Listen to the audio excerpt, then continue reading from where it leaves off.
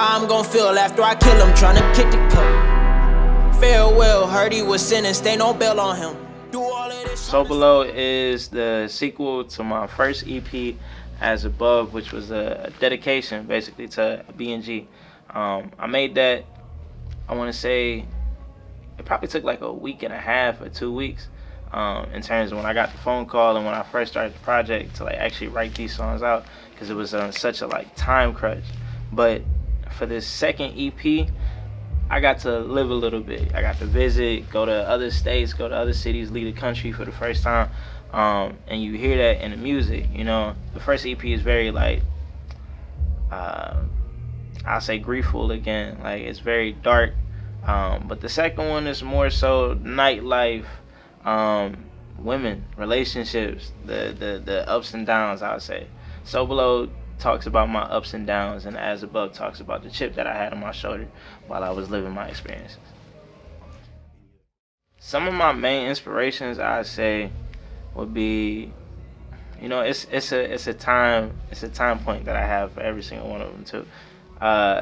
J. Cole's 2014 Forest Hill Drive, like the structure of it, I always try to place any body of work that I put together. I always try to place it next to it so I can see whether it even like stands or compares to it. And if it doesn't, then I know it's not necessarily where it needs to be for it to come out. But yeah, that album 2014 Forest Hill Drive, I'll say Kendrick's Good Kid, Mad City. I'll say 50 Cent's Get Rich or Die Trying. And even a little bit of R&B, Scissors Control. Yeah, Scissors Control. Get no chance to live. This shit ain't set up for us. I wish I could ball with my niggas, bring them all home.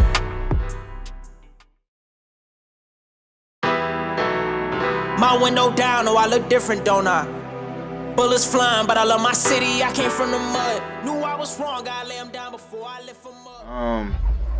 After the Deal is like, what feelings playing in the background, that's funny. After the Deal is really kind of like the story of my odyssey before it's even finished. It's kind of foresight. Like when I wrote the song, it was actually right after the phone call that I first had with Bleak, before we even finished any paperwork and nothing like that. Just because I knew what it would take, I knew what this would turn into, and just seeing it so many times and just knowing the people around you, knowing your environment, knowing what it takes to get somewhere, and knowing the sacrifices that you gotta make. So I say it was inspired by, like, I don't know, just the time and what it was. Like, I wrote it during the pandemic, like prime time during pandemic, almost right after it first set off. So it was kind of just me knowing that, all right, cool, this is the moment for me to be carrying the torch in my family. Like, this is the moment that I could break generational curses, all of that. Whatever it is, I'm putting it on my back, and I'm trying to wear it that way.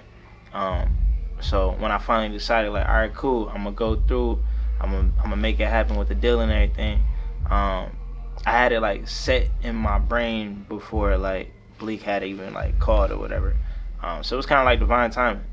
Bleak made the call. He was really the ignition to it. He set the fire for the song. And then ever since then, it's been history. He flew me out to New York. Boom, we tapped that in.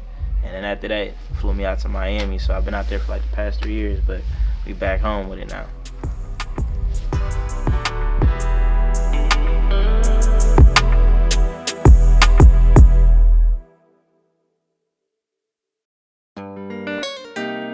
Bad red bone, call her Riri. Regular day, put a GG's on here. So, Bygones Be Bygones, man. This is the second track on the EP. Personally, my favorite track. It's not necessarily as griefful, it's not as hurt or as vulnerable as like usually my other records are, but this one makes you smile. Like when you go out, it always has a good reaction and makes the body move just off of the beat, the groove of it.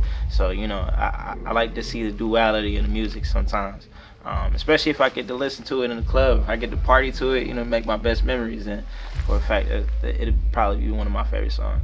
But I made it inspired by Mr. Jones, man. Mr. Jones, it's a nightclub out in Miami on the beach. I think it's South Beach, directly on South Beach. But they run into like 4 a.m. But it's one of those clubs where it's like, it's a restaurant and a nightclub, but not a nightclub at the same time, because during COVID, you know, you had to keep the DJ booth in the back. You know, you had to, you know, finesse it sometimes. So eventually after going out there for like 2 years straight, every single weekend, it was like, you know what, forget it, we'll shoot a video out here one day or something like that. So boom, I had my cameraman pull up, Shula Don. He shot what's that one song by the Migos? Set the Trends with Jim Jones and Amigos. He shot that too.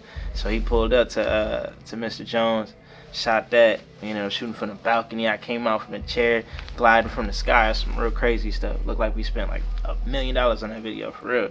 But that was probably one of my favorite videos too, to be honest with you. Like over the Miami skyline and everything, sitting out the double R, you know, hands out the double R and shit like that.